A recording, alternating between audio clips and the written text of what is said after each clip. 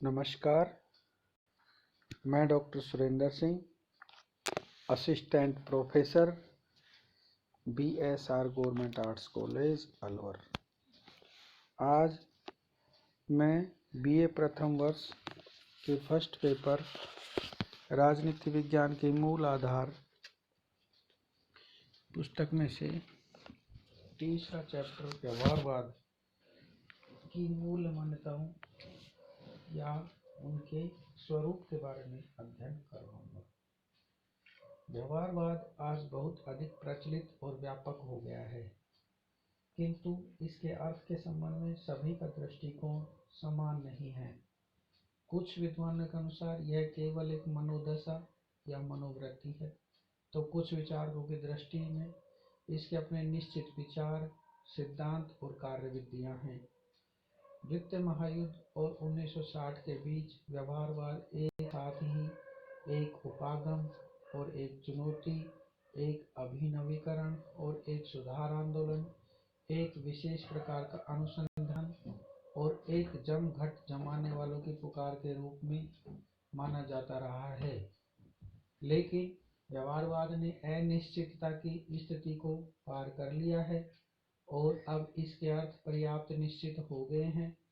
Kirkpatrick ने व्यवहारवाद के स्वरूप का स्पष्टता और विशदता के साथ विवेचन किया है। इसके अनुसार व्यवहारवाद की 4 विशेषताएं हैं। नंबर 1, यह इस बात पर बल देता है कि राजनीतिक अध्ययन और शोध कार्य में विश्लेषण की मौलिक इकाई संस्थाएं न होकर व्यक्ति होना चाहिए। नंबर 2, यह सामाजिक विज्ञानों को व्यवहारवादी विज्ञानों के रूप में देखता है और राजनीति विज्ञान की अन्य सामाजिक विज्ञान के साथ एकता पर बल देता है। नंबर 3, यह तथ्यों के पर्यवेक्षण, वर्गीकरण और माप के लिए अधिक परिशुद्ध प्रविधियों के विकास और उपयोग पर बल देता है और इस बात का प्रतिपादन करता है कि जहाँ तक संभव हो सांख्यिकी या परिमाणात्मक सूत्रीकरणों का उपयोग किया जाना चाहिए। 4 नंबर, यह राजनीति विज्ञान के लक्ष्य को एक व्यवस्थित आनुभाविक सिद्धांत के रूप में परिभाषित करता है। व्यवहारवाद का अधिकारी विद्वान डेविड स्टन को कहा जा सकता है। उसने अपने लेख the current meaning of behaviourism में व्यवहारवाद के आधार एवं लक्ष्यों को निम्न प्रकार से प्रस्तुत किया है। नंबर 1, नियमन वेरिफिकेशन।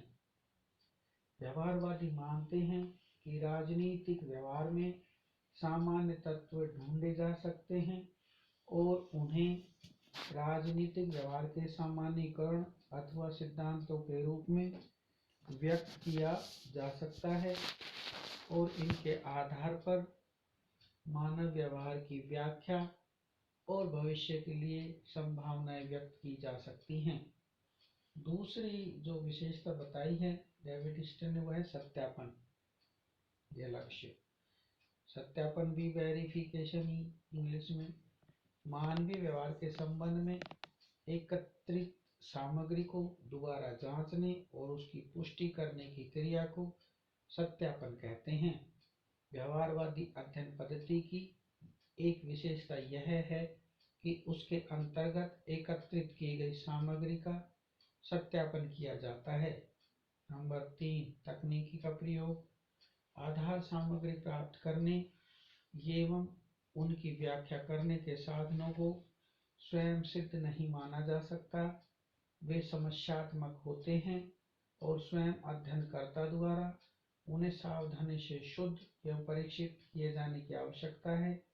मानवीय व्यवहार का पर्यवेक्षण करने और उसका विश्लेषण कर परिणामों को अंकित करने के लिए कठोर शुद्धिकरण के साधनों को अपनाया जाना चाहिए।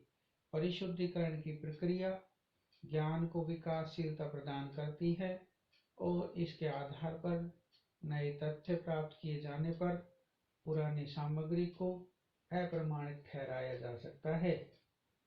नंबर चौथा है परिमाणीकरण, क्वांटिफिकेशन।